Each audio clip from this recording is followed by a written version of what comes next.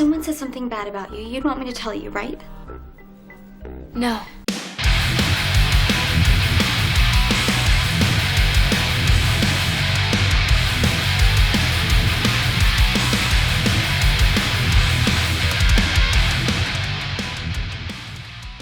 Thank you so much, everyone. Coming back through our lens, episode 4 in the bank. That's Look at wild us to think moving about. up in the world. Yes. Yeah, so for those that maybe it's your first time here, welcome. This is Through Our Lens. Through Our Lens is a new podcast via the Scoped Exposure podcast universe, featuring, as always, my wonderful co-host, Jessa Johnson from Damage Control. Hello. Hey. I'm really excited about this episode today. Me too. There's a couple things that we have planned, but I think the main theme that we have set is this is going to be a tour check-in podcast. So Jessa, how about you tell the people what a tour check-in is and what we're going to be doing today? Sure. So after our call-in with Kyle, we decided we really like call-in features and we want to do more of it. So what we're doing is trying to grab people who are on the road, either just started, just finishing, or in the middle of some kind of tour now that things are really moving again and don't look like they're slowing down. Just want to see what's been going on, the experiences that people have been having. And it's pretty self-explanatory, but we're just going to be checking in with friends of the podcast and maybe some new friends down the road and just seeing what's up from the road. So really looking forward to it. We have a list of, I guess, like mini guests this episode that we're going to be hearing from, and I'm very excited to see what's been going on. It's a very Midwest centric show today as well, true. Which as far as people's locations, where they're from, where they've just played, where they're headed. So I'm very excited. Should be fun. Yeah, I don't know. What's that song where it's like, send me your location? Like, that's what I was thinking about that when I was hitting up people as far as like, hey, would you want to call in for the podcast? Yeah, like, where are you at? Mainly because it's like, I know that you're, West Coast based or you're in the Midwest, but I'm like, you could be on the total opposite end of things as far as your tour is concerned right now. So that's funny you say that, because I'm like, oh, that's crazy that somebody was just in California and like 3 days later I'm on Instagram and they're like in New York City. Exactly. I mean, yeah. people probably feel that way about my life sometimes too, because they're like, you're from Canada, what are you doing in Tulsa? But like, it is what it is.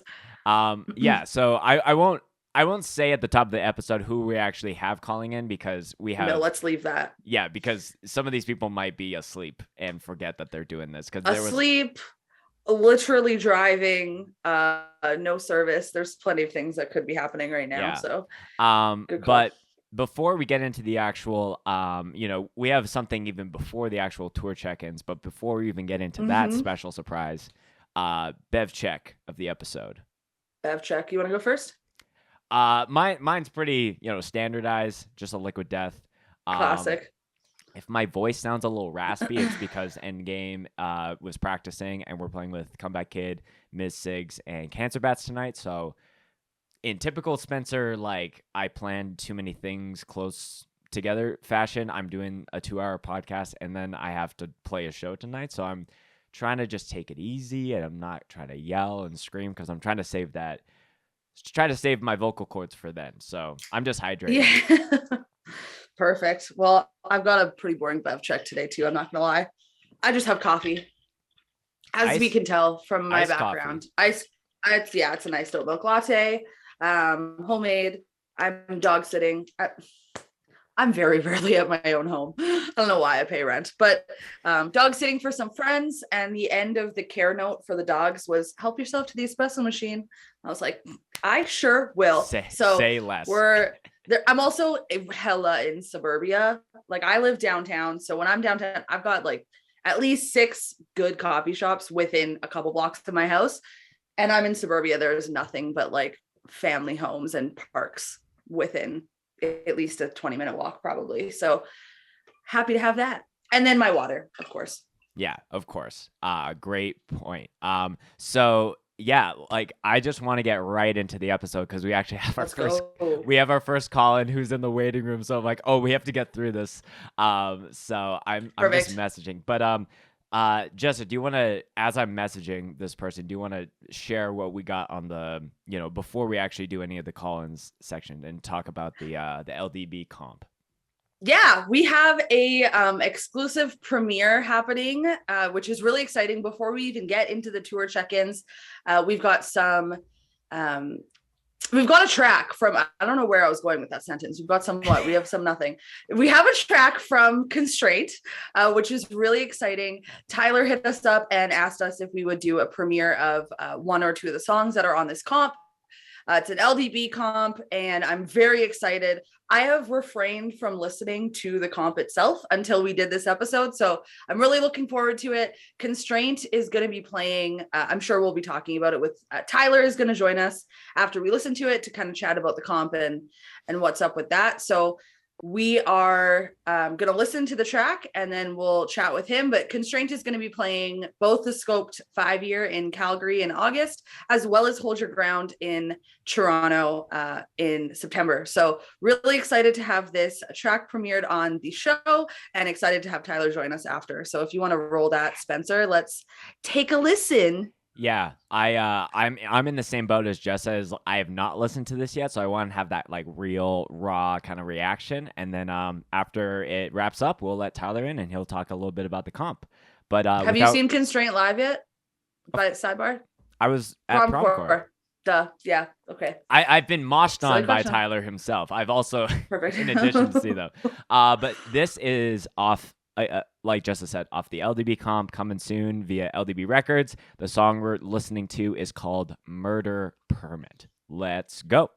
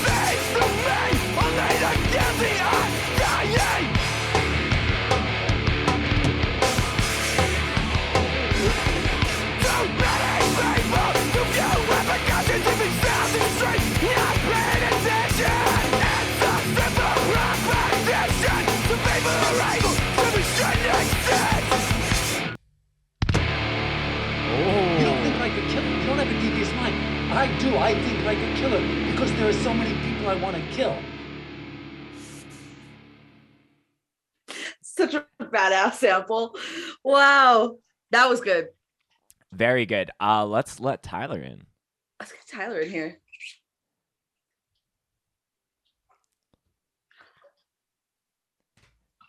Tyler. Yo, what's up? Am I here? Oh, shit. Oh, hello. You sure are. Something's going on with my speaker volume. Oh, no. Oh, no. I don't Can know you how hear to use us? Zoom, my dudes. It's okay. I don't know. It says there's something wrong with the speaker volume. Oh, I love that this is happening live right now. That's okay. God, they're laughing at me. Ashton, come fix this for me. I'm like ready to Yeah, maybe tell headphones Tyler won't how work. great this song is, and he can't hear me. Honestly, I expect nothing less. This is the flow of the show. I just love God that we damn can it, hear him. this is great. This is like literal like the mic for the show is not Jesus working. Christ. It's like check, plug this one in, check. The cord gets angled out. Thank you. Dead air. Oh, there it is. Can you hear us? Yeah, I can hear you now. Yeah. Welcome officially. As soon as you popped up, it was like something about like computer speaker, and I like hit like something, and I was like, I thought I was saying yes, but I guess I wasn't. All right. I was telling Jessa, I was like, this is at the show where it's like this mic isn't working. Check. Put in a new XLR code. Check. And then the guy's like untangling the thing. So, dude, welcome here. We just listened to the track, and I'm glad that we get to chat about it. Like, you know, just fresh off the dome. So yeah. Yes. Thank you guys for doing this. Absolutely. Of course. Thank you for thinking about us. So, track is awesome. I think Jessa, we should tell our favorite part of the song, and then we could talk about the comp in its entirety. Okay. I really like the fake out stop at the end, where it's like you thought it was just, you know, it ends and then there's like a ring out with a sample. I thought that was a very nice touch. That was my personal favorite. I was gonna say retweet. I've had like 20 seconds to decide. The whole thing just fucking rips. It's you guys, but like leveled up, and I love it. It's fantastic. It's a little punker than some of the stuff we've been doing too, which is I like it. That sound clip was like the whole reason I wanted to write the song in the first place. So I wanted to have a song and be able to use that Curb Your Enthusiasm sound clip. So Yeah, I'm glad when we were finally doing it, I was like, oh shit, we're gonna use that sound clip. And Isaac was like, we'll just feedback at the end and we'll throw it on the end of the song. And I was like, okay. Hell yeah. I love it. Yeah. So I guess let's get into how did the idea for the comp come about? How do we get here? So everybody was doing comps during COVID, and just with our wait time with vinyl too, I knew like we have like a longer wait time than most people do already. And I want to say I had to go over to Isaac's to record vocals for the Triple B comp, and I talked to him and I was like, hey, I was thinking about like trying to do something like LDB, like a comp for LDB, and I was wondering if you would help try to help curate this thing, because you've got more connections with me than I do. And while we were talking, he was like, we should just do it all Louisville bands.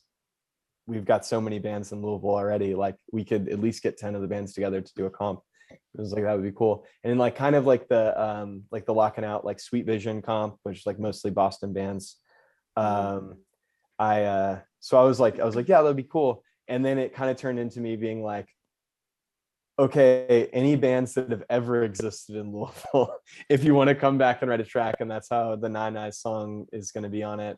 They just kind of had a song that they never used that they finally recorded for that. And then it kind of turned into me looking around at people being like, if anybody wants to just start a band and be on it. And that's where that Cadence band that's on the comp, that's pretty much just Jim from Heartstopper and Two Witnesses.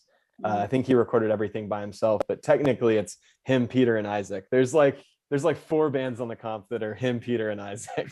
Yeah. But yeah, I was in I think Two Witnesses already had, when they recorded their demo, they left a song off in case they could use it for a comp. So the Two Witnesses song that's going on there is like from their demo sessions. And and Gates to Hell had kind of had a new song for a while that they had been like playing live that they pulled for the comp. But yeah, it kind of just all came together, and it's still coming together. I'm still like hounding people down for their lyric sheet for the for like the comp poster and whatnot. And it's like it's like getting to that point now where it's like, if people don't get their shit in soon, then those records are going to be sitting in my house waiting for packaging to come in. Yeah, Which is exactly. fun. But Yeah. but it is what it is. It's doing a label. It's I've had records sit in my house for 3 months waiting for covers before, and that's probably what's going to happen with this one too. But it is what it is. But yeah, Yeah. it's just kind of, Louisville always has so much going on, and I just kind of wanted to do something like kind of special for everybody in Louisville who is just been around and been doing it forever, Mhm. and kind of just like a thing where we all get to kind of celebrate each other and, you know, show off the things that we're all capable of doing, which I don't know if you guys have listened to the whole thing yet, or if you just listened. I held off. I waited until today. I'm Um, going to listen to it this afternoon though. I'm very because excited. the Sleepaway song that's on there, that's me and some of the guys from Miracle Drug, our new band. That's the only thing that we have recorded so far, and it's funny because that was my first time actually trying to sing, and I don't know what I'm doing, and I know a little bit more what I'm doing now, and if I could go back and re-record that one, I would. But I think it's kind of cool to keep it the way it is, because, well, it's also stuck that way because I've already got this test presses in, so it's pretty much, there's no undoing it. No now. option now. But it is like literally like my first try at actually singing is on this comp, which is which I don't know, it's kind of cool. But yeah, I honestly had to like look up the track list to, if we were going to talk about it in any of the other bands. I can't even remember everything that's on it. It's just like Love and Trust, Hurts to Lose, which is Seth from Constraint and Gates to Hell, a band that he was doing with some kids around here that I think is already broken up, which every comp has broken up bands on it, which yeah, that's true.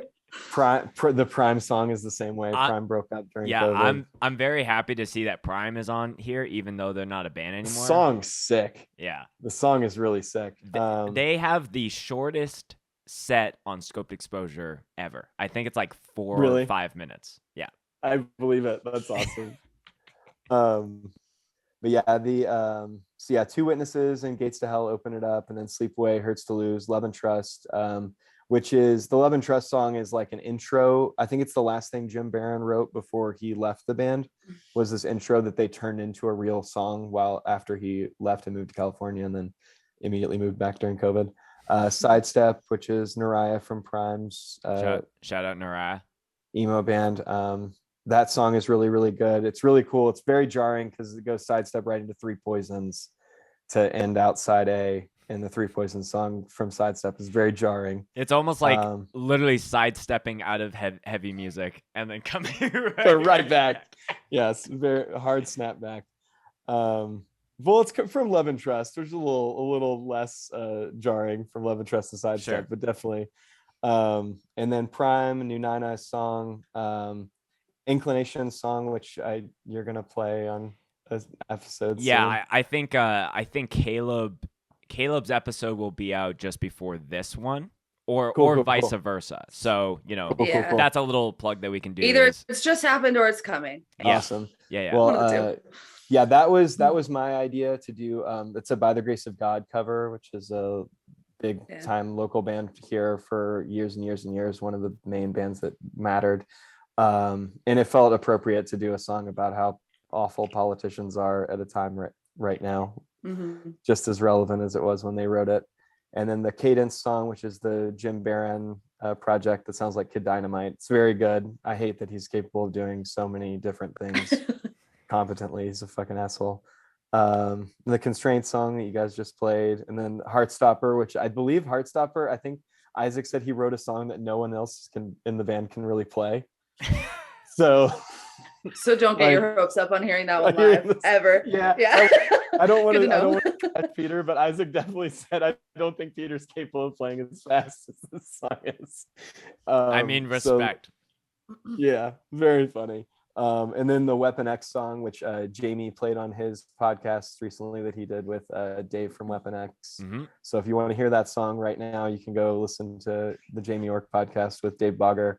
And then the Wicked Garden song is the last song, and it just felt appropriate. Wicked Garden was the first 7-inch we put out. So, and this is the last song they're going to ever write, because probably whenever we inevitably do like a release show for the comp, it's going to be Wicked Garden's last show. So And the song itself is called Last Song. So it's super fitting. Yeah, and the comp starts and ends with Mo from Wicked Garden, Two Witnesses. Ah, interesting. Oh, beautiful. Which is, for me, like, is so of me and of my generation, which Peter from Inclination is like kind of like adjacent to, because Peter went off to college when I was like getting involved in hardcore. So Peter was like, you know, college, grad school, all that shit, like away from Louisville. When Peter came back, I was like full on, like I was the hardcore guy in Louisville when Peter came back, and we became friends, and we were in a band together for a little while, between me being in Rattletooth and Another Mistake. Like right before that, I was in a band with Peter that was not good, but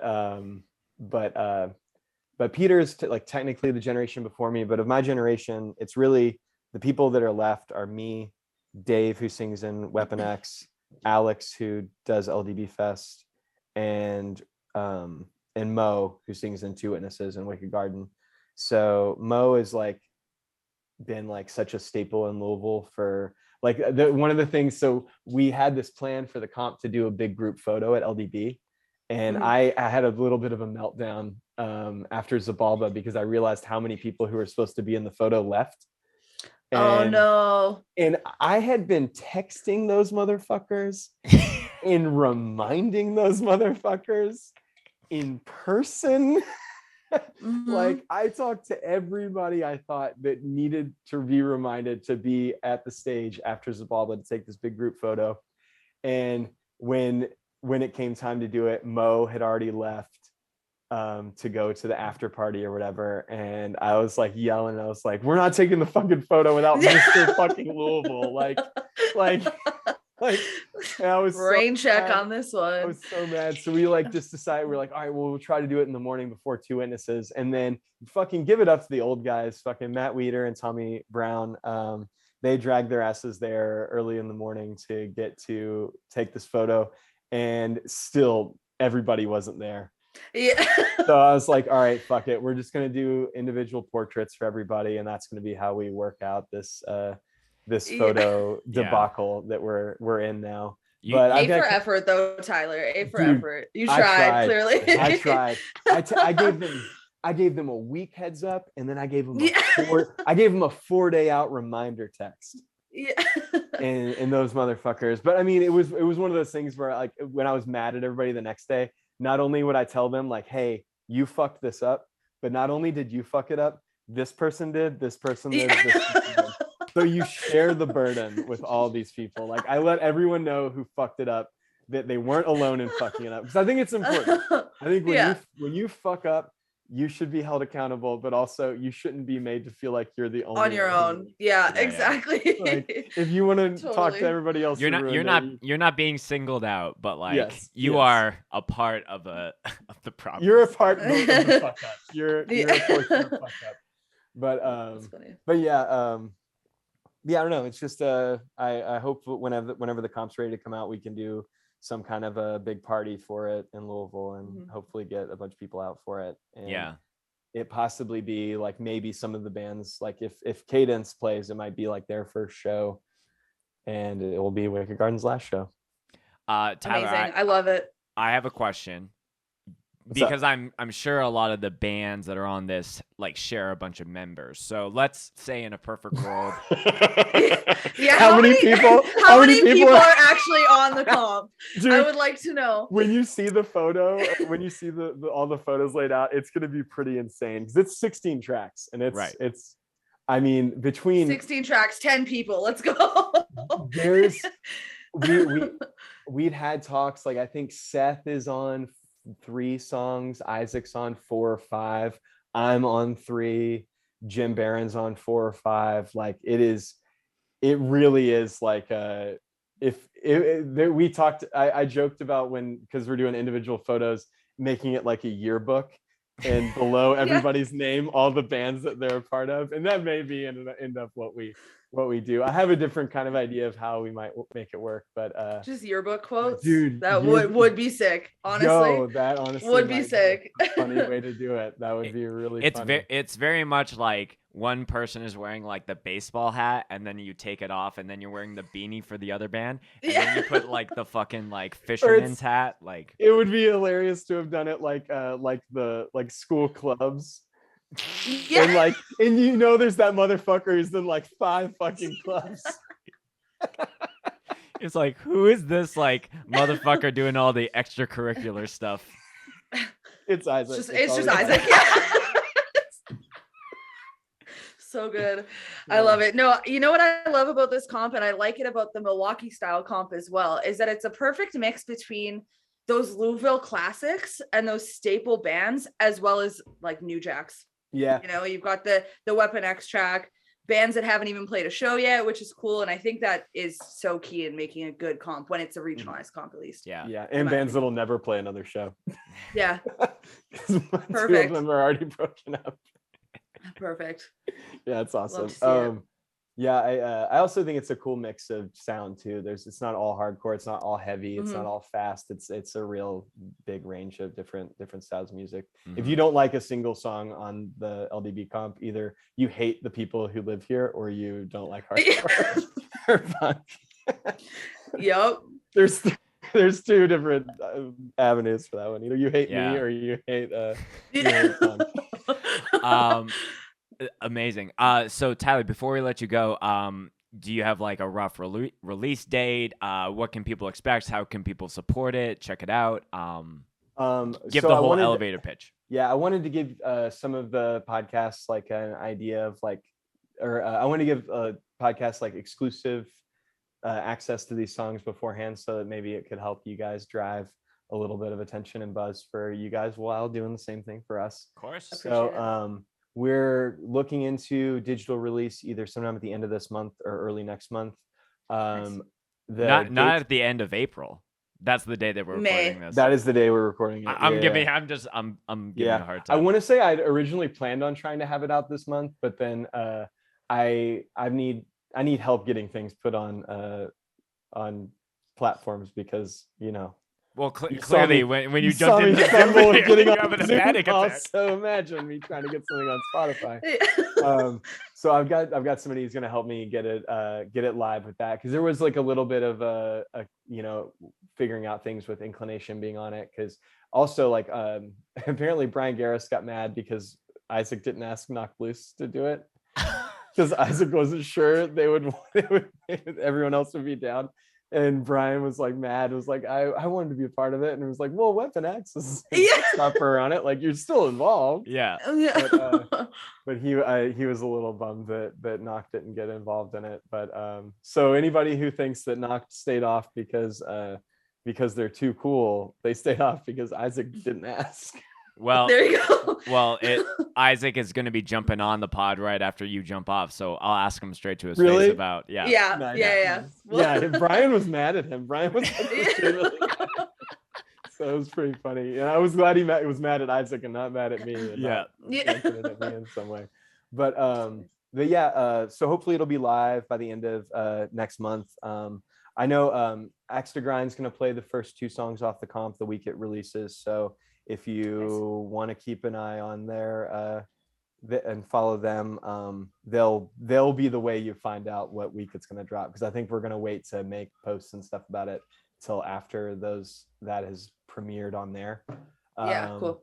But yeah, so I guess until then, you can hear the Weapon X song, the Constraint song here, and the Inclination song on Caleb's episode. But yeah, and then vinyl.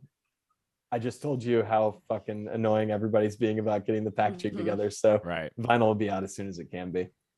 Cool. Yeah. Anything else coming from LDB Records this summer that you want to plug? Want to talk about? Strangle You 7-inch should be in soon. Fuck yeah. And coming out. We just played that record release with Bitter End in Atlanta, and that was really fun.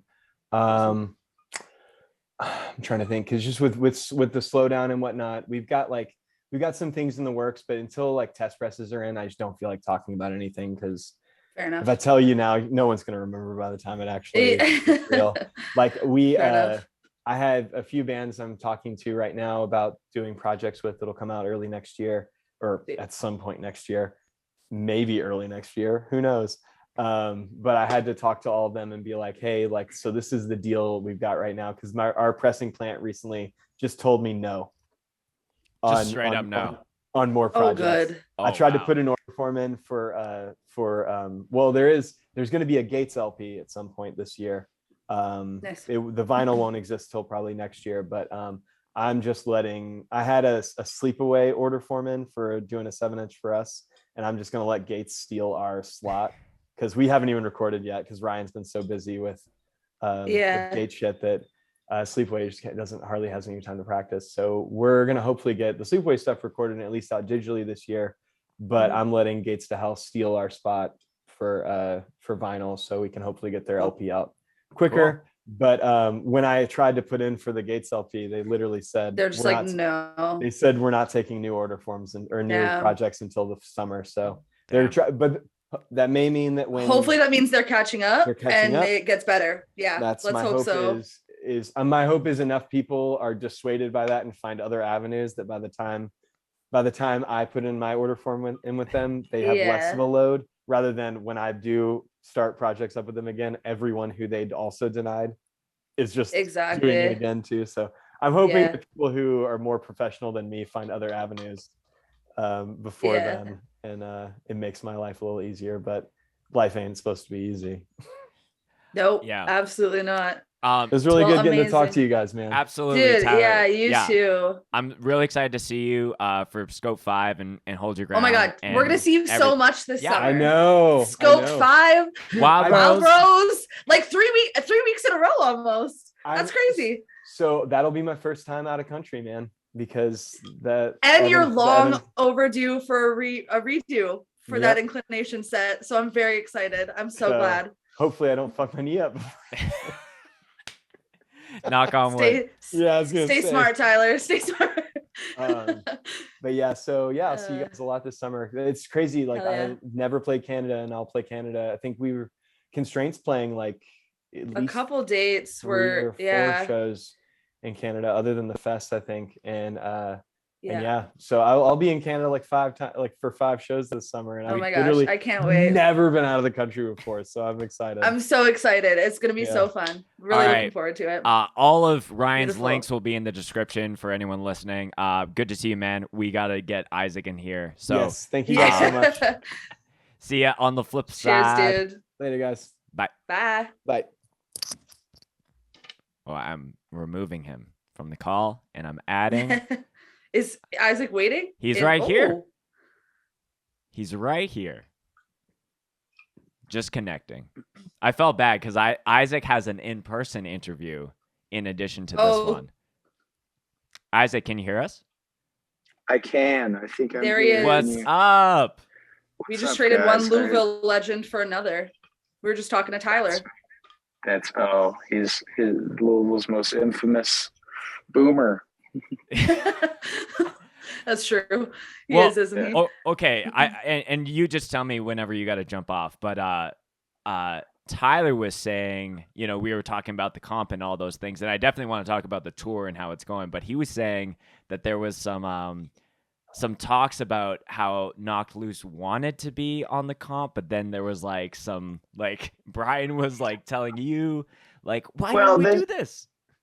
Well, this, I mean, there was basically it just didn't work out song wise, because around the time when everyone was recording for the comp, we were doing the EP, right? So Knocked Loose definitely wanted to be a part of it and would have been a part of it if the schedules would have lined up better. But regardless, I'm on the comp 4 times. Yeah, we were just saying it's who's on the comp the most, and I think we landed that you're at 5 or something. I'm thinking I'm 5, I think, and like I said, Brian's on the comp too. So like I said, it just didn't work out simply because we had this entire other release planned around the same time. Because also, dude, this comp has been like in the works for so long. Like, dude, there's so many bands, so many songs, and like I recorded like all of them. So it's like I have like 10 to 15 like sessions on my laptop. It's like all these songs for like the past year, year and a half or whatever. But I'm very, very happy that it's finally seeing the light of day. I think it's a really, really cool representation of what Louisville has going on, both past, present, and future. So I'm very, very psyched that it's actually a thing. It's actually coming to light.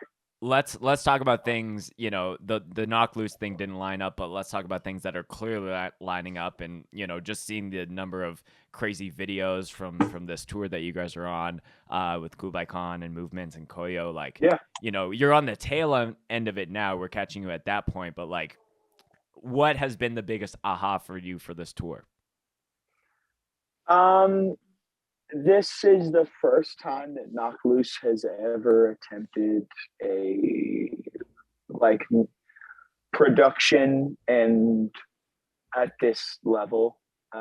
We're playing with 3 LED screens, 4-foot risers, just trying to actually fill out the capacities of the venues that we're playing, which we've never done before. We've tried to do some light stuff in the past. We've done production on a kind of a smaller scale in the past, but we've always kind of had to DIY our way around it and end up cutting some corners. And, we end up with a show that we really, really like, but it's not exactly what we had in mind, that sort of thing. So this time we really like buckled down and really were like, yo, let's try to make a show, pull out all the stops, hire people that we know that can help pull this off. And it still took a lot of work. At the beginning of the tour, we had a lot of hiccups where, we had to change some crew members, some production didn't show up correctly. We had to work around some things, but it took a couple days of figuring out and pulling out all the stops. But at the end, I think the biggest aha moment of this is just like looking at the show and being like, oh, like, it's really cool that we're able to pull off this type of show. Totally. It feels good to, because like I said, we've been the kind of like the hardcore band of playing, when we play bigger cap rooms, we've always just been like, oh, it's like the hardcore bands playing the bigger room. Sure. They're just like setting up their amps and going, so it was like, this time we're actually able to like kind of present a show with what we're doing. And it's been it's been nice to know that we can pull it off, Yeah, it's a cool package. Can you tell me a little bit about how that package came together, how those Kublai Khan, Movements, and Koyo got to join you guys, and how that kind of came to be? Yeah, we've tossed around the idea of doing the mixed genre thing forever. It's something that us and Movements have kind of had this kind of crush on each other since Warped Tour 2017 when we did a stage together. And there's always been talks of us touring. We're always just like, oh, let's wait for the right time, that kind of thing. And we just thought it aligned well for this tour. Everyone was in a position where they felt comfortable with, finally giving it a shot. And we didn't know how it was going to go.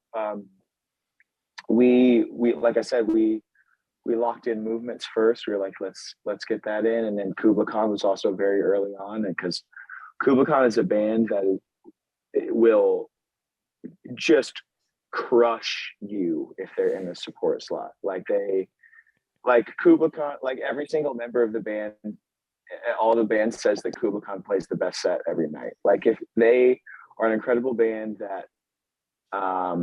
that pulls a ton of kids on their own, but if they're in a support slot, like if they're playing to 2,000 people, it doesn't matter whose show it is, 1,700 of them know who Kublai Khan is. Like it's crazy, they're just that kind of band. And so we knew that they would add to the tour, and that's another band that we'd toured with over before in Europe. And And we knew that it would crush, and they've been homies forever, you know. So it was cool. We had movements who we've been friends with forever, Kubakan who we've been friends with forever, and then Coil was just an up and coming band that we'd known most of the guys, and like I said, pure noise connections, really cool, representing like the new wave of pop punk that's happening right now, and kind of put it into this point where it was a cool like soft heavy dynamic, which I think is the coolest thing about the tour. Is it's a very, very the sets move very fast, like that it feels exciting and it doesn't feel like you're getting hit nonstop with just like it doesn't feel punishing because of all the mixed genre stuff. So it's like each set is exciting, each set's a good vibe, and it's something that I'm definitely interested in doing in the future. Like we're doing some choir boy shows over in the UK, the same kind of deal. And it's just a really, really cool vibe. We're always into mixed genre stuff, but it's working out way better than we even thought it would. Because like I said, going into it, of course, you're like, oh, how exactly is this going to translate? But it translates really, really well. So I'm excited for I'm having flashbacks to when Vane, Sanction, and Fuming Mouth all did a tour together, and like it's just like getting your ass beat back to back to back, and sometimes that can be a bit tiring. So I really like the strategy there.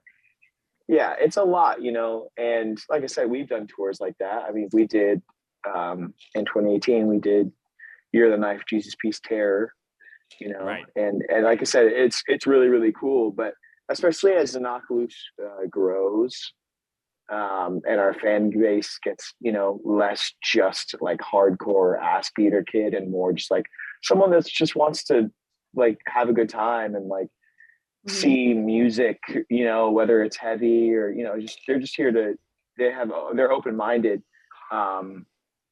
which is a good portion of our fan base now, I think. And we're all the same way personally. So getting the chance to pull off that kind of package is something that's really, really cool. Yeah. When I remember when Brian came on the podcast and he was talking about how this is a music and bev related question, because he said for the last record you guys were always drinking blueberry Red Bull on tour. Are you guys drinking watermelon Red Bull for the red kind of theme that you guys are kind of running with right now? So everyone has their different preferences as far as Red Bull goes. I am a anti energy drink guy. Okay. I don't do it. I'm with you. I drink just water. I'm like a just water guy, minus like Pedialyte and Gatorade and some juice. I don't drink a lot besides water. But all I really know about their preferences is that everyone does drink Red Bull from time to time. Certain people drink it more than others. And I think people don't like the newest flavor. And that's all that I know. Oh, okay. Yeah. People, because I remember people trying it and being like, yo, this is low key trash. And so I'm like, that's all that I'll take your word for it. Yeah. So again, you guys are at the tail end of it. Obviously it seems like the calendar is very, very full. I think the next time that we'll be seeing you in person will be Wild Rose, but if there's anything, because I want to be sensitive of your time doing your other interview. Yeah, it's loose, so we can keep going for a while. Okay. Yeah. So like how many more shows are left as far as the time of recording this, and then are you guys like right into the next thing immediately after this, or do you have a bit of a break? We have like a week and a half ish. I think we have like 9 shows or something left with like an off day in there, something like that. And we're finishing it out in the Northeast and then coming home for a couple of weeks, but then that goes into So What Festival. Right. And then from there, it's just kind of prepping for a Euro tour that we're doing. Midsummer, maybe throw a writing session in there. And then, we have plans we have lots of support plans for the rest of the year. And like I said, continuing writing and trying to start to think about the next record. And So yeah, it fills up very, very fast. Like we have a very, very full schedule, and my schedule is even more insane because I'm I juggling. can't like, imagine. Yeah. Yeah, I'm juggling like a whole lot plus like personal stuff, like all this shit. So it's like I'm having to like divvy up my time and plan a lot. It's been it's been kind of difficult just because we're thinking about there's an inclination record is done, as I'm sure Tyler told you, and starting to plan out shows and plan out the release of that record. And so yeah, there's a lot going on, but like I said, I'm glad that there is. I that's very much the way that I work. So how are you taking care of yourself in the midst of all that? Fantastic question. It's been rough, man. Like post on social media about it. It's been like specifically like mentally, this tour has been kind of taxing on a bunch of people for different reasons. I've had some like health stuff pop up on this tour, some mental stuff happen on this tour. Movements is on their like 4th or 5th van on this tour. Man. Koyo has dropped like $7,000 into their van.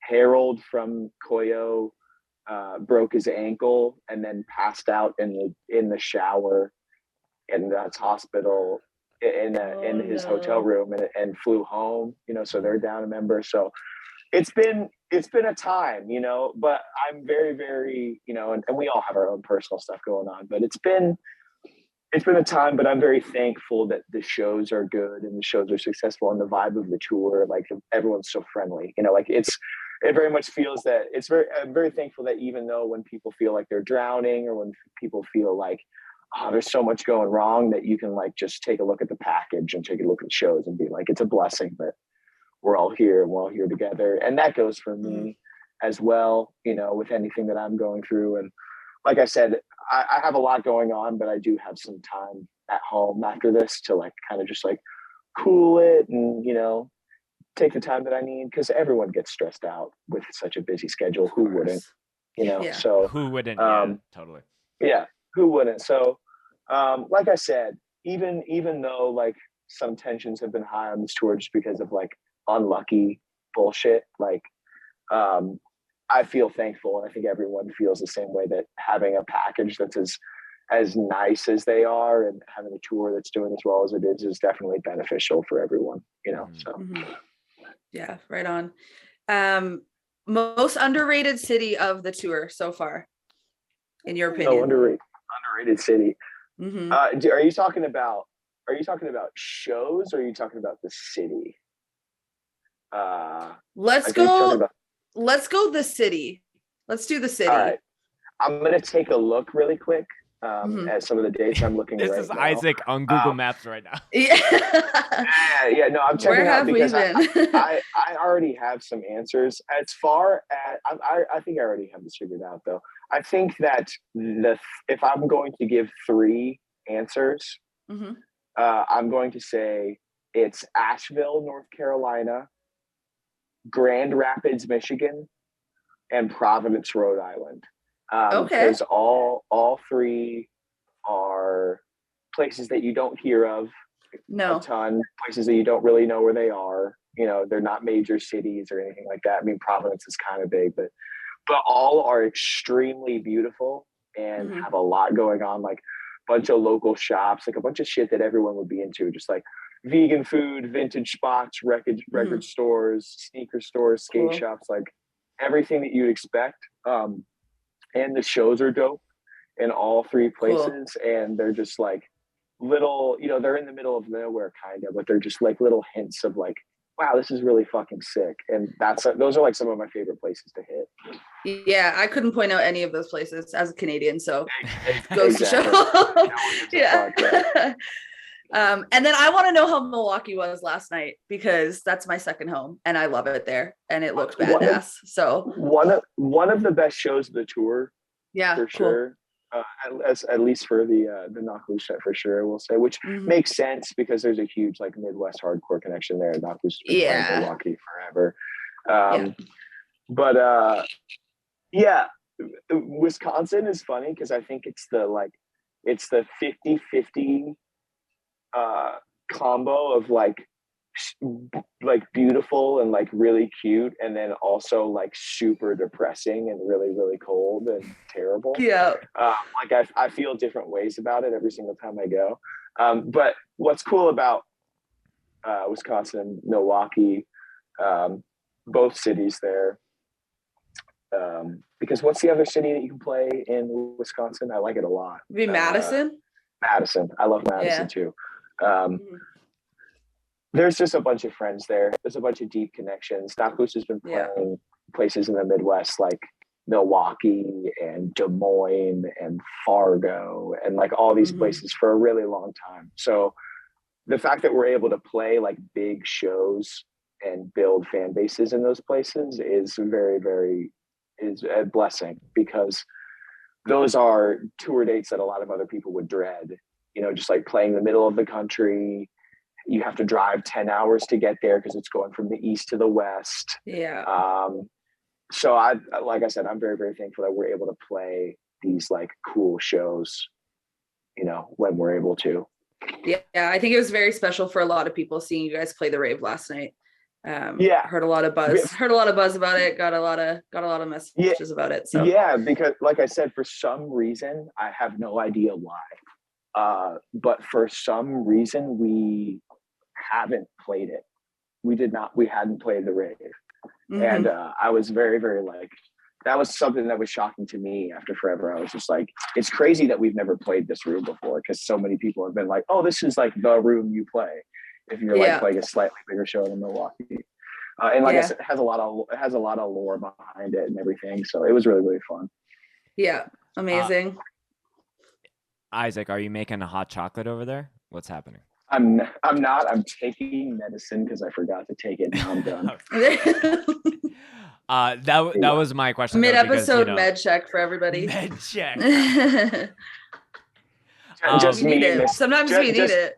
Just me missing my pill dosage by like 2 hours and being like, yeah, I'll take it 2 hours late. It's okay. Yeah. Listen, med checks are just as important as bev checks. I'll say that if forever. not more important. I will say I don't think I've had a hot chocolate on this tour, but it's kind of chilly today, so I'm kind of craving one. Ooh, okay. Have you been doing any of the like iced hot chocolate like at any of the spots? I feel like that's an underrated bev move. So and it's just a chocolate milk. Is it just a chocolate milk? Not exactly. Iced hot chocolate does not make sense to me whatsoever. I'm telling you. Just sounds like chocolate milk with ice in it. Okay. To be honest. So wait. So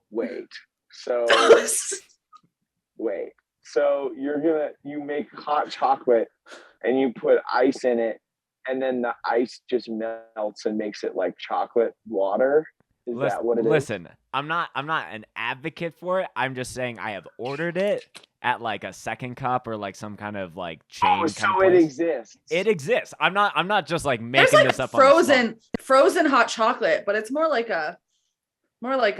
Yeah, I think the correct term chocolate is frozen frappuccino hot chocolate, or but something. yeah, it's more 'cause like to frappy. To me, you're going two ways. You're either getting a hot chocolate or you're getting a chocolate frappuccino. And I never get frappuccino. I don't drink coffee, so I don't really do anything at coffee shops. But I don't get frappuccinos everywhere, because frappuccinos are so close to ice cream for me that it's just like I'm just gonna get ice cream then. Without the coffee, it's very milkshake vibes for sure. Yeah, it's like I'm with you. Like this like double chocolate caramel fucking bullshit from Starbucks is like costs $9. $9, 1,500 calories. It's like I might as well go to fucking Dairy Queen, you know? So. I'm with you, man. Perfect. Yeah. Well, I think that's all the questions we got. Spencer, anything else? Yeah, we got a couple other tour check-ins that we got to do, but yeah, Isaac, obviously, you know, anyone that comes on, I'll drop all the links. Is there anything that you want to plug before we let you go? Yeah. Sure. Check out the LDB videos coming out. He56 dropping all the LDB stuff. It's really, really cool. All the footage from that show was awesome. I'm in a bunch of bands. The three that have records right now are Inclination, Weapon X, and Knock Loose, but there's more coming on that comp, which everyone should check out. Will come soon. Absolutely. That's it. Hell yeah. Amazing. Well, we'll see you this summer. Lots. Absolutely. Obviously. We've got Knock Loose, Inclination coming up to Canada a couple times. So should be Let's do fun, but stay Oh, yeah. safe. I hope you have a great rest of your tour. Absolutely. Thank And you guys. Appreciate it. Of Treat course. yourself to that hot chocolate, bro. You deserve it. I shall. All right, guys. Thank you. See ya. Bye, Isaac. All right. That was fun. Good guy, Isaac. That was like back to back, just like Tyler's out, Isaac's immediately in. So And, good. I love it. man. That's wild. So I'm in the midst of messaging some other people as well, but Who do we got? Do we have anybody? well, Malachi from Scowl wants to, but he says the Zoom link doesn't work on his phone. Oh. This is the technique. We were rolling. We were doing so good. nice, but yeah, we'll play it by ear. But yeah, like really cool to have like this call-in thing is like my shit. I love this. I love that we can just hit it's good. someone who's just like either at home or at a green room at a venue, and we could just chat with them about what's going on. Honestly, I think that's one of the good things that's come out of this pandemic is that we all have Zoom on our phones. I did not have Zoom on my phone before the pandemic at all. Actually, I'd never even heard of it for that matter. But I think it's really cool to see the connection that has been brought by, like, because we were forced to figure it out for 2 years, now coming back into more normal life where we're seeing each other IRL and we're face to face, but still having that big tool and that big focus on connecting with people who may be super far away, who maybe we wouldn't have before. So happy to do it. Knock Loose, like I said, played Milwaukee last night, and I was just glued to my phone watching all the videos because, of course, all the homies down there were at the rave last night. So very cool to talk to Isaac. Looking forward to that LDB comp.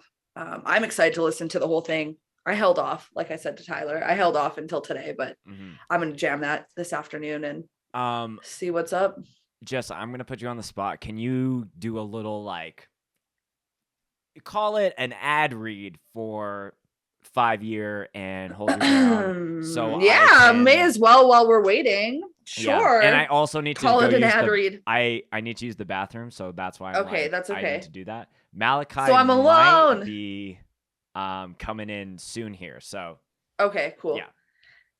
Sweet. Well, while Spencer steps away for a moment, it's all me. We are doing, for those of you who have missed it, we're doing the Scoped Exposure 5 Year in August, August 26th and 27th. You've heard us talking about it in the last hour or so here with both Tyler and Isaac, because definitely Tyler will be there, and then shortly before for Wild Rose, Isaac will be in town. So we've got that August 26th and 27th. That is Strife, Tsunami, and Scowl, a bit of a California takeover that we planned by accident. Our headliners, and then as support for that, we've got Apex Predator, Ballista, Change, Cohesion, Cold Shoulder, Constraint, Endgame, Extract, Gates to Hell, Ingrown, Karma, Meantime, A Morning Star, Reality Check, and Swing Low. Now, I think that A Morning Star does have to drop. We don't know if Reality Check is going to make it, but we'll be announcing updates to the lineup shortly. Tickets are available for that at damagecontrol.store. Links are up on our socials, and then we'll be in the bio as well. Shortly after that, because again, I'm a fucking crazy person. If this is your first time tuning in, I am doing Hold Your Ground Fest 2022. This is our inaugural year, and we hope to continue on and make it annual. And we have that's in Mississauga, Ontario. So in the Greater Toronto area, we have Never Ending Game, Mind Force, Dare, and Pain of Truth joining us for that, with support from Division of Mind, Momentum, Gridiron, Shackled, Constraint, Cold Shoulder, and Game Cohesion. Mile End, Spaced, Final Declaration, Enervate, Infamy, Gates to Hell, and Meantime. So a little bit of crossover with bands there. We're going to have tons of friends at both. And tickets for that are available at www.holdyourgroundfest.com. Great job. That was good timing. Thanks. Right at the tail end of it. Yeah. Yeah, it's going to be a wild time. I should add quick, we have more bands being announced for Hold Your Ground coming up sometime in May. I think towards the end of May we'll be announcing single day tickets, and then a couple additions to the lineup, which to read that lineup and then still say like we have more coming is kind of crazy to me. So stay tuned for that. And keep the your eyes bands open. you have coming like made me do a spit take. Are crazy.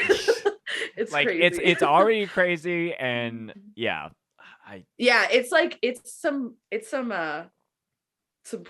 good additions. I'm really excited for everybody to hear them. I'm just thinking back to when Tyler was on, and it was just so crazy how like when he was on the podcast, he was just talking about like, oh man, like I had so many opportunities to go outside of the country, and then they all fell through like because of either COVID or him being a paperweight and just like breaking something, and then he can't travel. Yeah. And now he's going to Canada 3 times in the course of a 3-week period.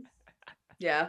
I'm looking forward to it. Should be fun. Do we have Malachi waiting? He is jumping in the next 10 or so. Okay, cool. So I'm just kind of waiting on him, and we'll talk about Scowl stuff. But yeah, this is going to be a fun check-in. Yes. For those who don't know, I would wait to announce it till he gets in here, but let's just talk about it. We've talked about it before. We brought it up when it was mentioned. It seems like time has flown since then. Now that it's actually here, that's kind of crazy to even think about. But Scowl is on tour with Limp Bizkit. Maybe we'll have maybe he's trying to hunt down Fred Durst. Could you imagine? Oh my God. He's actually just on the hunt. He's like, oh, hold on, I'll be there in 10 because he's trying to get Fred in on it. Whew. Just think about it. I'm manifesting. I'm like not mentally prepared to have Fred Durst on this podcast. If you could ask Fred Durst one question, what would it be? Only one. God. Why are you trying to stump me on my own show? I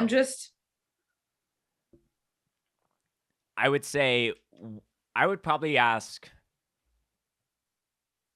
which show, this is just off the top of my head, so I'll probably change my answer by the time I'm listening back to this, but I would probably ask what one show that Limp Bizkit has played has like given you the most chills, and why?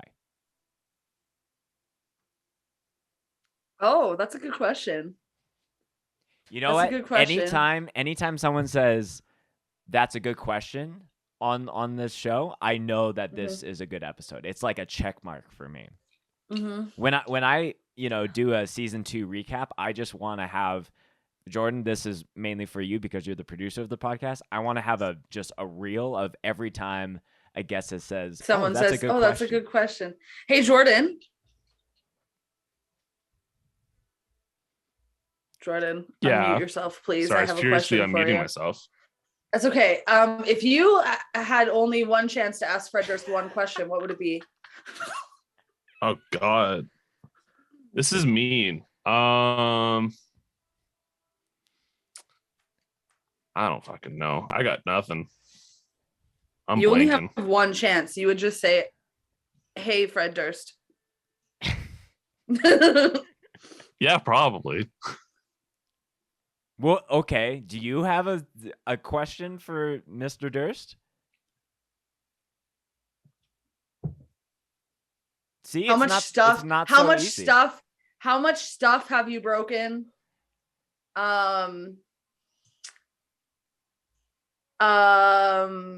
See, if I was Fred Durst right now, I'd be like, who is this person asking me this?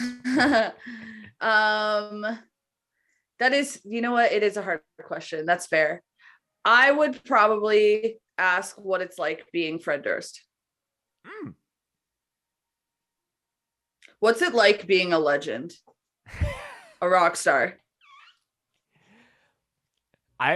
You know what? I would say like if I was, because this is the more brainstorm, like this pipe dream of Fred Durst just magically popping up on the show. I'm just manifesting him popping into the video with Malachi. That's all I'm doing here. But I would tweak your question to be, instead of how much stuff have you broken, I say, what's the craziest fan like story of how your music has influence them to do something, whether you stand by that or not. I would also be curious to know if Fred Durst has ever had any stalkers. Just because I think that Limp Bizkit stalkers probably are fucking nuts. I don't know. Think about it. I feel like people, celebrity in any way, typically have stalkers. And I feel like Limp Bizkit stalkers are probably nuts. Are we showing our age by saying stalkers? Like, is the versus what? Versus like stans, like Limp Bizkit stans. No, I don't think that stans and stalkers are the same thing. Are they? Stalkers are worse. Hey Siri, define the word stan.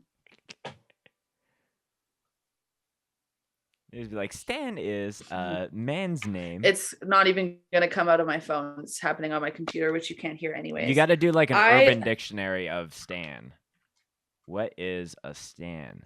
Hold on. Because there's. Oh, okay. Actually, okay. I think a stalker is worse. I'm with Jordan. I think a stalker is worse. A stan is an overzealous or obsessive fan of a particular celebrity. Okay. So I guess a stan is more specific, but it's in the same. Hold on. Now let's see what Google defines as a stalker. While you're searching that up, I'm going to give the definition for simp, because that's like a lesser. Oh, that's a level. good one. So a stalker is a person who harasses or persecutes someone with unwanted and obsessive attention. So I guess like I feel like a stan story would not be as interesting or like juicy as a stalker I feel like story. Being a simp is level 1, being a stan is level 2, and then being a stalker is like you're into level 5. What is the definition for a simp? Simp is an internet slang term describing someone who shows excessive sympathy and attention towards another person, typically someone who does not reciprocate the same feelings in pursuit of affection or a sexual relationship. Okay, so a simp, yeah, you're right. I think a simp is like level 1. A stan is like specifically for someone with any sort of celebrity popularity status, and then a stalker is just a bad version of all of those together. In all fairness, I think level 1 is a fan. Oh, thank you, Jordan. Touché. Thank you, Jordan. Now I want to change my answer. But do you go from being a fan to a simp? I feel like it's I feel you could stay at level 1. I feel like there's no shame in just being a Limp Bizkit fan. I don't think that you need to level up. I think a lot of into us are stalker Limp mode. Bizkit fans. I think we're all Limp Bizkit fans here, right? This is a little too cerebral, but I think it's once you start taking from a fan and developing a parasocial relationship and obsession. Yeah. And then expanding upon it. Yeah, there's this weird thing with, I've always felt weird about celebrity. Like I have a couple of people in my life who are like just either really into pop culture or like have a celebrity like lifelong I don't know, like not obsession necessarily, but just like, there's like that one celebrity that they're like, that is it, and it's always going to be it. And I've just never understood celebrity like that. My mom's obsessed with Johnny Depp. My parents got divorced and we had life-size posters of Johnny Depp all over our living room.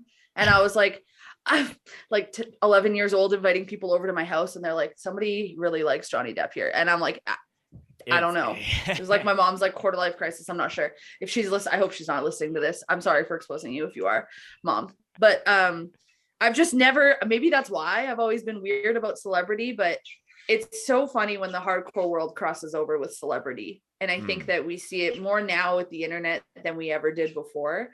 and then you've got the internet connecting dots like Scowl and Limp Bizkit, Right. where typically I feel like if me and my friends went to a Limp Bizkit concert, you would see a very different side of us than if you just saw us at a Scowl show. Right.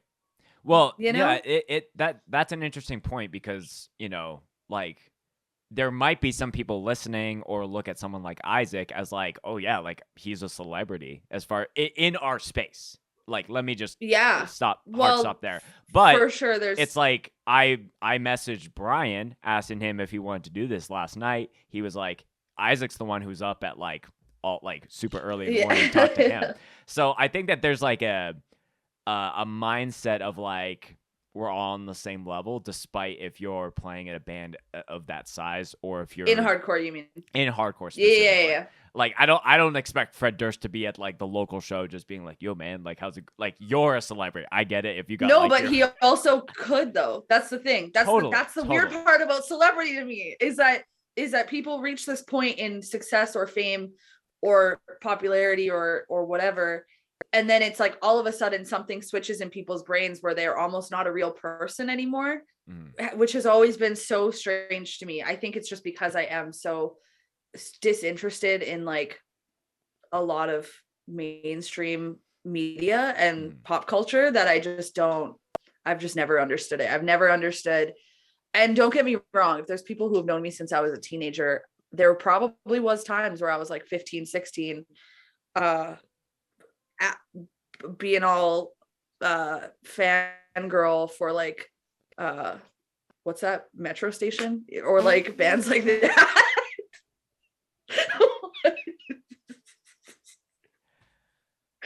God.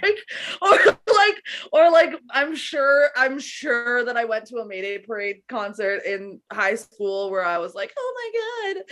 But with a fully developed brain, it's just such a straight celebrity. What's Miley Cyrus's brother's name who played in that band?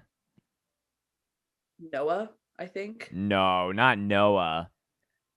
Members. Metro Station. Trace Cyrus. Yeah. I'm not proud of it. Metro Station, and like what are some other bands from that era? Headley. Oh, I remember the Headley era. I do. Unfortunately I do. I'm gonna pull a super Canadian move and mention Stereos. You remember Stereos? I was gonna bring up Stereos. That's really funny. Yeah. No, I shout out to Disband. Essentially like. Oh my God, I'm having a moment of realization. Disband is like Netflix's Ultimatum to a degree, but for music. For the Americans listening who don't know what Disband is, because I think that was a Much Music Canadian thing. Can we explain Disband to them? Yes. Yeah, I'll let you go for it. I hardly remember it. I only half remember it. I remember the bands that came from it, but Disband was call it a game show. Would you call it a game show? I don't know if I'd necessarily call it a game. It was a reality TV show for Canadian bands on Much Music. Was there a band per episode or a stack of bands per season? No, it would be one episode would focus around an entire band. I just pulled up the Wikipedia, and it's the brief description is, in response to unsigned bands across Canada pleading for their videos to be played on Much Music, the network created this series, which pairs a group with a music executive for some rock star training, is what they call it. Then eventually the band gets a chance of a lifetime, a live performance in front of industry reps who will either give their seal of approval or tell the band to disband. So it's like Dragon's Den for DIY. Oh yeah. That's a way better comparison versus the Ultimatum. I like it's Dragon's Den, but for punk and adjacent and alternative music acts within Canada. Yeah. Let's see. Is there a roster? Can we pull up a roster for Disband? If you watched Disband in high school on Much Music Canada, can you comment on this video or episode, please, whatever you're listening to? I'm trying to figure out which one Stereos was. Oh, okay. So Stereos was season finale of season 1. Shout out. Shout out to Pat K, Robbie the Queer C, Daniel, Miles Homewood, and Brad Bosch. I don't expect any of you to listen to this podcast, but if you are, I'm just shout out to you. And You they know signed who to else Universal. was on this? Who? Abandon All Ships. Remember them? Oh my god! I totally forgot that they were on that. Fucking Who Guido else? core. I'm gonna be honest. I think a lot of these bands probably disbanded because I don't know any of them. These Kids Wear Crowns? Is that a band? Were they on there? Yep, they were season finale of season 2. They ended up playing like a couple years of Warped Tour, I'm pretty sure. Yeah. They got pretty big. Abandon All Ships was like, okay, for those that don't know, Abandon All This is Ships was like the Canadian version of Attack Attack. Yeah, that's true. Oh man. See, this was like so Sail away. Oh my gosh. kind of off of my radar. I just like didn't. I feel like the word tonight, I don't know. This is such a deep, just like a deep, dark corner of my brain of youth. We've gone a hard turn from only talking exclusively hardcore stuff to talking about like Stereos and Abandon All Ships. Yep. Sometimes when you get a glimpse of Limp Bizkit on the podcast, it just needs to go into a dark hole. Yeah. That's of fair. 2009. Checking in with Malachi. I'm giving him the eye emoji to be like, hey, what's up? Yeah. I have a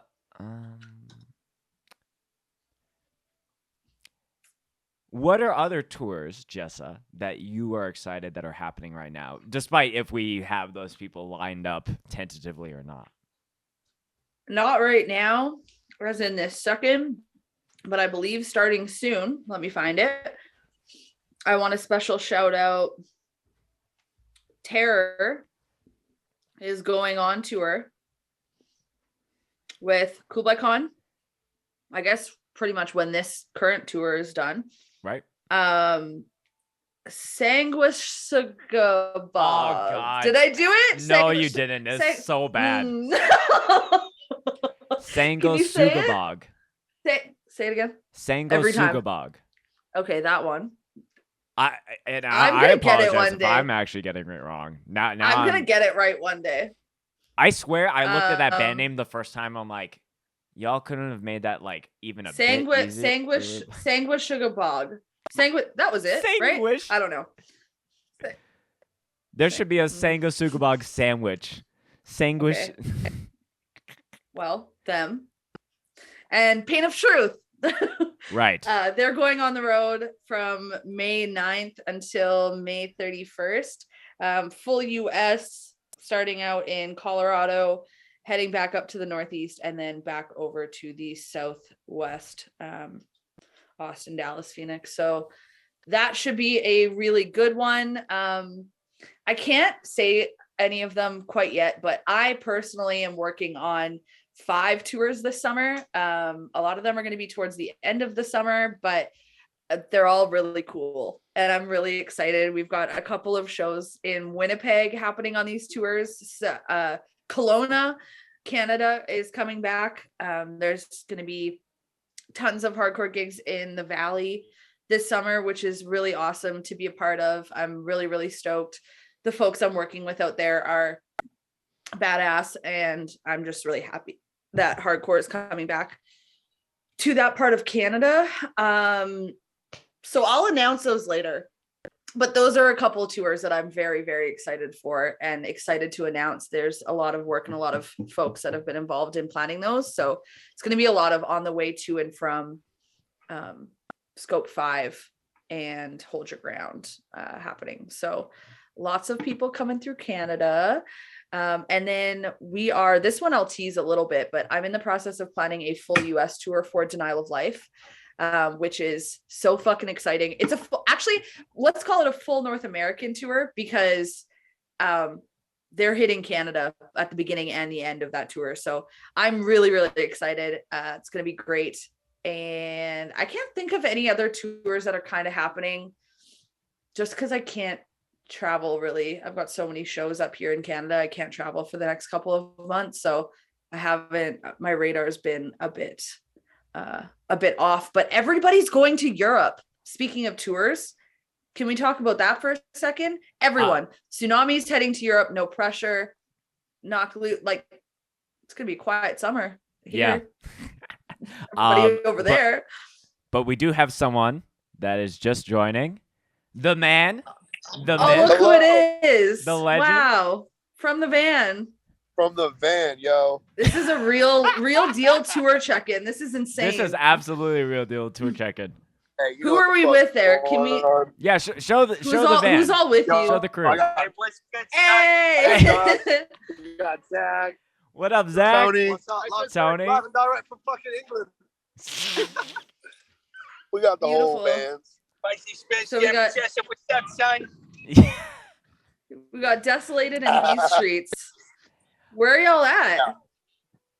We just left John Bo's house. He's the owner of Cold Cuts Merch. He let us stay at his house last time. Hell yeah. That's awesome. We have about 2.5 hours. We have about 2.5 hours tour in Brooklyn. No sleep till. And Loden's in like 30 minutes. So Beautiful. this. You said load-ins in 30 minutes? correct. You're late. We're doing a You're No, hella late. yeah. It's funny because I woke up today and it was like my first real sleep in a cool minute. Yeah. And I checked the advance for today. I'm like, Loden's at 2. It's noon. Well, fuck that. Uh-oh. Yeah. Y'all got any plans for New York? What are you looking forward to most? I'm looking forward to paying the toll to get into New York. Yeah. I'm sure you are. Yeah. Yeah. Yeah, we have no plans yet. We're kind of like just riding by the skin of our nutsacks here. Not bad, Yeah, bro. fair. Is it your first time there? You've been there No, before, surely. Absolutely not. No, we played Brooklyn a bunch of times. Nice. Yeah. Fuck yeah. How has the tour been so far? You've just made the switch. Mugshot left and the world joined you. Great. Yes. Well, we were supposed to have Fox Lake on the first half, but they got COVID or Damn. something. And then Born Anew played the first day of this half of the tour, and then they came down with the flu too. I don't know what's going on, man. Yeah, it's the Down with the Sickness tour now. Bro, I should have New brought name. my Disturb shirt for the show then. Yeah, it's been interesting, but the world kicks ass. Yeah, they're badass. Yeah, shout I'm out to the stoked. world. So, you know, this is the first US thing that Desolated has done in a long ass time. So how has that been, Yes. like, witnessing that from your eyes there, Cam? It's been great. Like, I've been a fan of Desolated since I was, 16. And to just be able to just hang out with them every day in close quarters. What's up, Sean? Yeah, what's up, Sean? It's been amazing. And we've both been, crushing this tour. It's been a really good time for both of us. Hell yeah. Is anyone Amazing. sleeping in the van right now? I don't think anyone's asleep. Josh was asleep. We pulled up on Josh and he's got his sleep apnea machine on. Hold on. Vibe, son.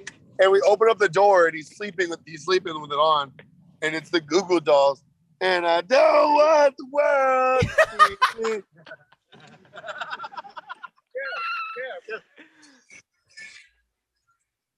Oh, he's got the video. Oh my God. Just old I man love this Josh so over much. there. Holy shit. Oh no! Oh, that's so good. Well, hey, yo, we'll have to send you that clip so you can do a cutaway. Proper Yes, cutaway. Yeah, please. send that.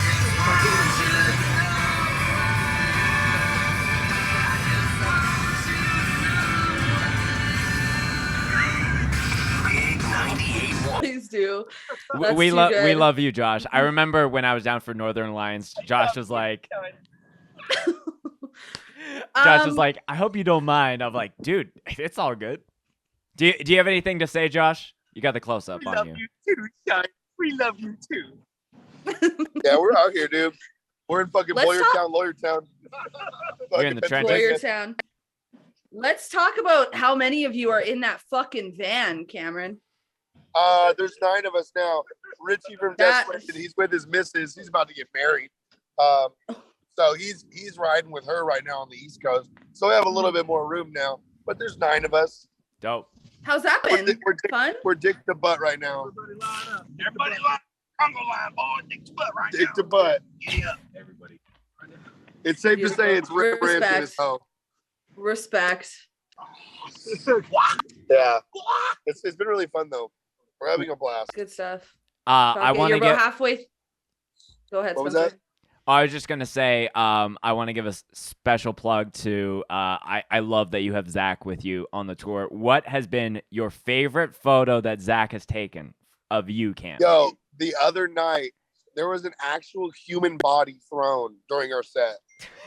Like I shit you not, like a human was tossed like a rag doll across the venue, and he got a photo of it. I'll send you that too. Beautiful. Zach's quick with it. He got the fucking Jay from Unity TX doing a backflip, like perfectly on point. So because I love Zach so damn much, I'm putting your Instagram in this episode. I love you, Spencer. I love you too, bro. God boy clicks 444. If you're on tour, hire this whore. That's the little jingle that we can put. You should set that as your voicemail. Yeah. Dope. Well, yeah, Cam, what's up with these streets as far as music wise? You know, you guys put out the EP not too long ago, but like, what's on the horizon? Yo, check this out. No, we're not gonna play them anything. We got some new jams. We're never gonna do a full length ever again because we ain't got time like that. But we got some new jams we're about to put out later this year. Probably 3 songs, a little promo. Who knows? You know what I mean? Probably get like, we got Lil B on the last one. I think next time we're gonna go for Crit Mac. Oh yeah. On Hood, on 55th Street. You know what I'm saying? I don't know, dude. We're just having fun. And you know, we're doing really well on this tour. We're partying, we're having a good time. The sky is the limit, and our vibrations are at a very high frequency right now. I love it. I love to hear it. Or we're feeling very what's the word? Vibracious. Vibracious. That's not a word. That's not. Is it a word? That's I like it word. though. It should be. If it's not, I'm gonna call Webster, slap him on the ass, and tell him to put it in the dictionary. Okay, last question here before we let you go. What is your favorite European slang word that you've learned from the Desolated guys since they've been with you? Well, see, the thing is, you know, rolling with the band. When you go on tour with a band from England or you know from anywhere, you're going to spend the first couple of days kind of making fun of them inadvertently, you know, by just doing a dumb bad British accent. What I've tried to do is I've just tried to take their dialect and just say it with an American accent. You know what I mean? So I just be like, yeah. When I try to do the British accent, I just sound Australian. So I'll just be like, hey, you cheeky fuck. Shut the, what is it? You mug. Bollocks. You fucking mug. Lick my bollocks.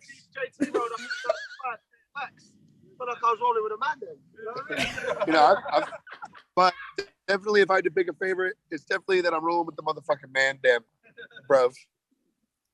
There you go. Perfect. Well, I appreciate you guys coming on. Glad the tour's going well. Cam, do me a favor and tell the Desolated guys that I would like to do a one-on-one pod once they're back home, but we'll set that up later on. Paul, you gotta do a podcast with my boy Spencer when you get home. He said, okay. Okay, dope. Thank you. There you go. Beautiful. All right. Drink water. Even if it's not liquid death, water's still good for you. That's true. Touche. Essentia's all right. Party on, Mhm. Wayne's World, Desolated These Streets, Beat Down Brotherhood, Hard Body Brotherhood, Scoped Exposure podcast. Scoped Exposure. Spencer, take your damn shirt off. Have a good day. Y'all take care. Love you, nice Cam. talking to you. I'm not taking my What a shirt off. riot. No, that's If he was still here, maybe, but it would just be weird if it's just Jordan and Jessa and I just that's not. Man. So I think we have time. Do we have time for one more? Do we have a Malachi waiting? I've gotten the scene just now notification, so I'm just waiting for him to pop in. If we have one, I got time for one more. Okay. If you do. I gotta bounce in the next 15, but I think this feels like an all-star podcast. This has been fun. This has been really fun. This is chaotic. I'm sorry. Like I cannot wait to keep type up. out the title of this episode as Tour Check-ins with Knocked Loose, Scowl, These Streets, and LDB exclusive track. Yeah, it's good. Chaos.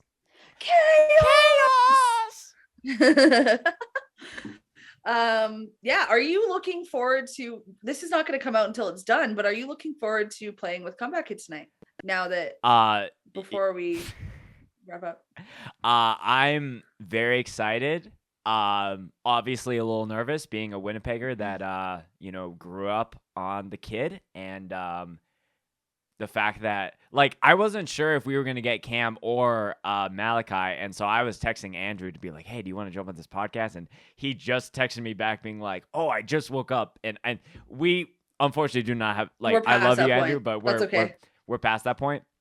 But it is surreal for me, and I am beyond I don't want to jinx anything as far as I think we're gonna kill it and blah blah blah on this podcast, because I listen back and we have a fuck up, I'm gonna just be sad. But I am super grateful for the opportunity, and it's gonna be coming soon to Scoped Exposure on YouTube. Here's Malachi. Malachi in the van again. We love a van. Yeah, we're good. Can you hear us? Yes. Beautiful. How's it going? Hello, my friend. How are you? Good. We got coffee. Amazing. Yeah, coffee. coffee. Where are you currently? Where? Plantation, Florida. That's the name of the town. Florida. Fucking A. It is. That right? sounds. Oh, yeah. Yeah, that sounds heinous. A little bit. It is. It's fucking weird. Wild. We're in the van. Is the whole crew there? Yeah, show the crew. We got Kat, Bailey, and then Dez is our TM for this tour. What's up, Dez? Amazing. Hello. Where's Cole? He's getting coffee. There's one guy working. There's Oh. one dude, and there's a line is huge. It's Cole's birthday today, actually. Oh, happy birthday, Cole. We'll tell him when he gets back. Wait, does he know that you're doing this right now? I think I mentioned it. When he gets back on the van, let's all sing happy birthday to him when he comes in. That's if he gets here and Okay. Yeah, right. If he gets here, we'll do that. Tour check-in though. I know you just started. How has it been so far? Wow, it's awesome. Yeah. It's really cool so far. But that was night one. If every night's like that, I'm extremely happy. It was super fun. It was everyone was just having a good time. And it was cool to play to a different crowd for sure. Mm-hmm. It was definitely a whole different a whole different vibe. A lot of jumping. They like to this crowd they're the fans in that for Limp Bizkit and stuff like that. They like to jump up and down, which is really cool. So it's cool to feel that energy. It's definitely different. Mm-hmm. What's the most jumpy Scowl song that you're trying to play to for that? I don't know. We didn't anticipate that because we've never played to a crowd like that. We have a couple songs that have kind of, I think if we were to play it, it'd be Dead to Me has kind of a bouncy part to it that would be we could throw that in the set list for this one and see how that goes. Right. Mhm. Dude, like seeing the Instagram stories of everyone on stage from last or 2 nights ago, as far as the time of recording this, it's just crazy. How has that been with like where like you were saying, you're playing to an entirely new crowd of people that probably the majority of people are like there to see Limp Bizkit. So like, how have you been, in the process of like winning people over and being like, yo, we're a band that you should be tuned in for as well? We just play our set and play it as best as we can and hope they like it. It seemed like they did.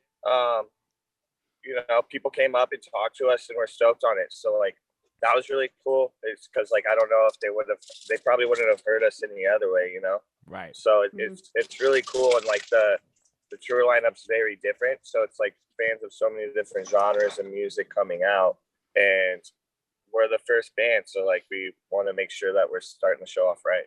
Mm-hmm.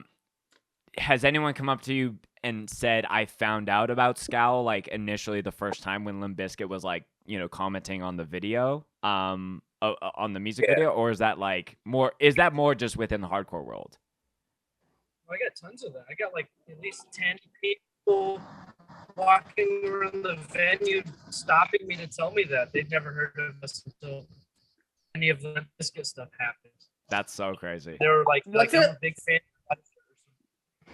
What's it like being rock stars? Is my question. Just kidding. We get pita bread and hummus in the green room now. Really moving on up in the world. Pita bread and hummus. I asked them for a 12 rack of Bud Light and they got it. It was awesome. Okay, so now this is the ultimate question. Now that you're moving on up in the world, what is your absolute must-have on your rider? In your question. green room? Water. Okay, we all have an item. So water is a given. Water's a given, and this is in addition to the pita bread and hummus. That comes stock as well. What would you? We don't really. Jameson. Jameson. We got Cheetos last time. They gave us Cheetos. Like some carrots. Some celery. A good quality veggie tray is always important. Yeah, we're not used to even having a rider, so it's like we're just thankful that there's like water and somewhere for us to like put our clothes and stuff, which is like, it's really cool to have that. But like, nothing beats like, we like playing small venues that are packed like, really tight, and if there's no green room, there's no green room. If there's no rider, there's no rider. We just want to like play music, so whatever's there, we'll chill in the van and buy our own pita bread and hummus. Like we're down with that. We'll play out of the U-Haul or in a parking lot, like whatever. If people want to come out, like we'll do it. So amazing. We're down for. How have because I know the two main like hardcore related bands that are on this like stint with Limp Bizkit are you guys and Dying Wish, but the other bands are kind of not within that space, at least to my knowledge. So like, how has that been with like the mix of all the different genres for this package? Cool. It's really cool to see, because like everyone has like a different vibe, but they're all super nice. Like everyone, all the bands and like the artists have been like really cool, and they're all kicking ass. So like I said, it's night one, but like it's definitely like, we're for sure the more like our show is more stripped down, just straightforward. Like we're gonna go up and play and have fun. Yeah. Like, and I mean, we don't have samples or anything like that, so it's easy for us to sound check and get out there and just do what we do, which has been awesome. And like, it's cool to see other bands that have more into like, I guess, the production and seeing all of that. That's just like, it's amazing to watch that. Totally. I think there's a birthday boy in the van now. There is a birthday boy in the van. Happy birthday, Cole. Happy birthday, Cole.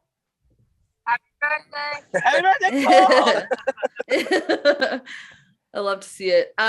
speaking of packed out smaller venues, are you guys heading out on another tour after this headlining? Did I see that? We're direct Or just playing a support couple with one-off? No, we're playing. So right after this tour, we're playing with Destroy Boys, and we're direct support okay. for that. And then Cool. there's some one-off like shows that we're doing. Like, there's one on this tour in Albany. We're gonna play. I think May 11th. So that one Albany is May 11th. And that one's cool. There's some cool bands on that. Then we have Chicago in later May. And then there's one in Louisiana as well. That's during, I think that one's in either June or later May as well. Like June, yeah, June 15th. Okay, yeah, and all the bands are like, I really like playing. I like listening to the bands that are playing with us that I've never heard before. So I'm very excited for those shows, just to like.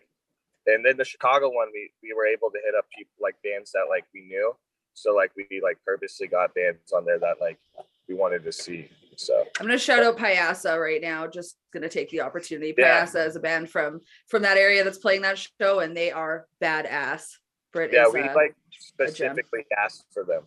So like I was like, we're listening. I was talking to my friends up there, and I was like, hey, like, which bands are out there? And they sent me a list, and that was one of the bands that we were like, we really want to play with them. So we chose that band. Very cool.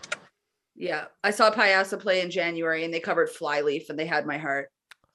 That's so cool. Yeah, it was so badass because it sounded nothing like Flyleaf, but you knew. It was great. Yeah, man, that's awesome. Yeah, it was cool. Well, thank you guys for checking in with us. You know, obviously, how many more dates of the tour that you have? There's this is the first show. We played the first show 2 days ago we are going to be on the road for 2.5 months, because then we're also headed to Europe right after the Destroy one. So once the Limp Bizkit one's over, we drive to Seattle. That's about 6 weeks with Destroy Boys, and then we fly from LA to Europe. And we're gonna be busy. Okay, maybe this can be one of the last questions. What is the one thing that everyone is excited to do once you guys are off your crazy tour schedule? Tour again. Okay. Yeah. Okay. I'm gonna watch Netflix. Yeah. I'm excited to like have the time and space to be like a little bit more creative again. Like kind of hard to do. That's a good answer. Just to write music and like do it, because it's hard to write on the road, and like it's not like I could just like, we've done stuff, but like, you know, you get ideas in the band, then you jot it down, and then you just wait to get back home so you can do it. But right. I'm very excited for that. What about you guys? Amazing. Bailey? Or Cole? Just chilling. Play video games? Just chilling. I'm playing video games here. I don't play video games. Yeah. So doing nothing. I feel that. Yeah. Yeah, like sitting on the couch and watching TV, that doesn't really get to do that. Laying on my bed is not existent. Yeah. Hell yeah. What about you, Des? Amazing. Yeah, Des, what about you? Excited? I guess I'm excited to get back to doing Zulu stuff and creative stuff after this. Yeah. I just did a interview with Braxton just a couple days ago, and we talked a little bit about the new record. So I was just gonna say I'm looking very much forward to that new record. Should be sick. I'm really excited about it. It's put our best foot forward, you know. It's interesting. Yeah. Yeah, and we'll see you in Canada later this year. Yeah.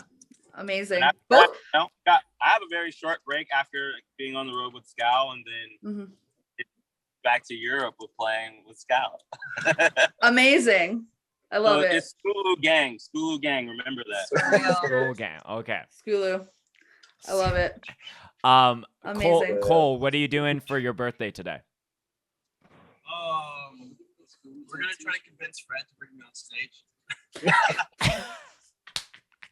He already does. Yeah, he already does, but like, I want special treatment.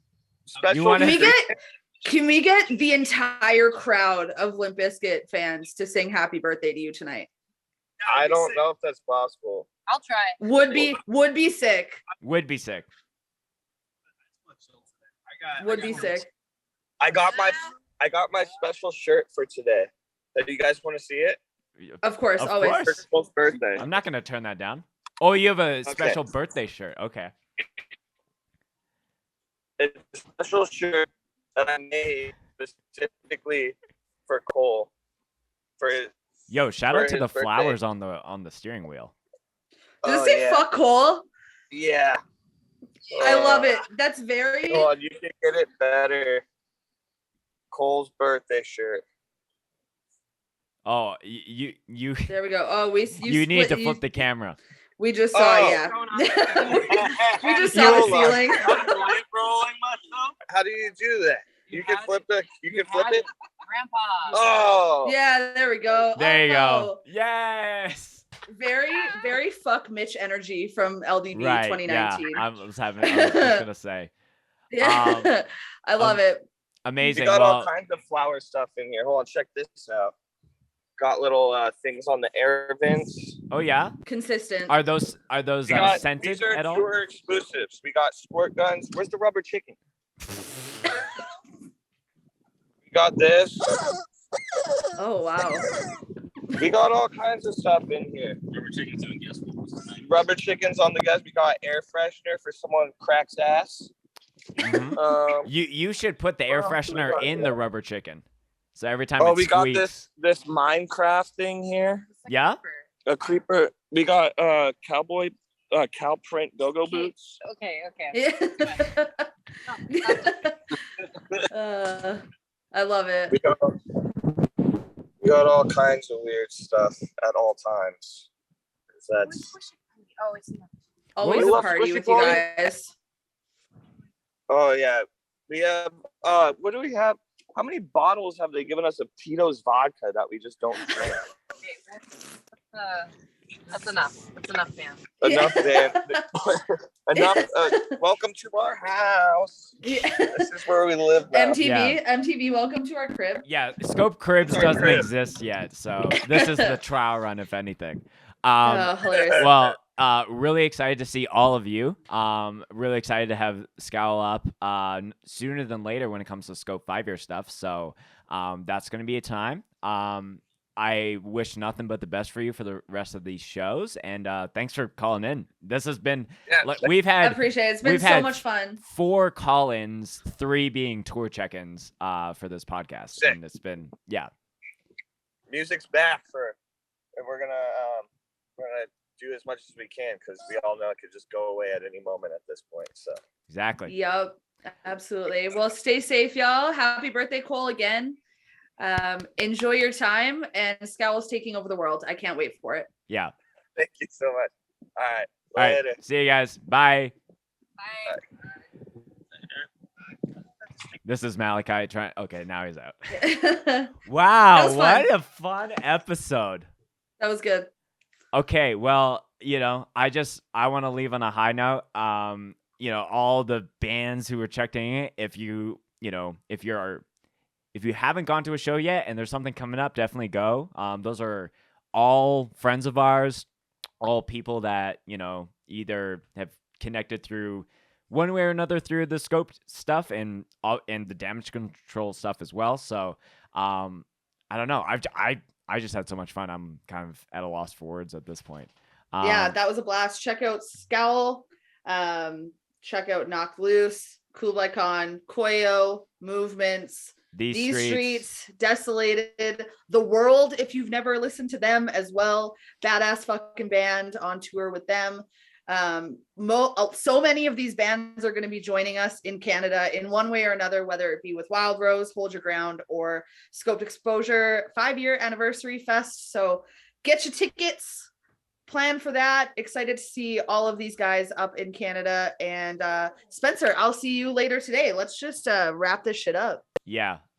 Thanks for listening to the podcast. If you had fun like I did, please share it. Goes a long way. Subscribe, rate, all that bullshit. And we'll see you next time on Through Our Lens. And more call-ins all the time.